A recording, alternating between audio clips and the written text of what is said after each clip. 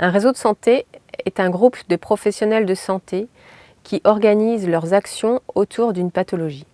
Les réseaux de santé ont été officialisés grâce à la loi du 4 mars 2002, insistant sur la nécessité de mettre en place des structures dédiées aux pathologies chroniques pour améliorer la coordination des soins, proposer des actions d'éducation à la santé et de prévention. Bien sûr, la prévention concerne moins la sclérose en plaques que les pathologies comme le sida ou le diabète.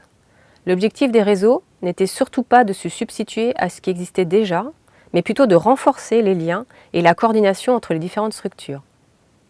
L'idée est d'harmoniser les pratiques en mettant en place, par exemple, des référentiels communs, des outils et formulaires d'aide à la communication, des programmes d'éducation thérapeutique pour les patients, mais également des formations pour les professionnels de santé.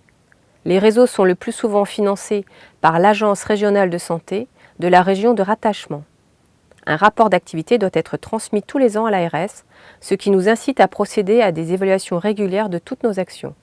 Toutes les régions ne sont pas dotées d'un réseau, dont la mise en place demande une grande coordination entre les professionnels pour pouvoir monter un dossier, le proposer à l'ARS et obtenir un avis favorable de cette dernière.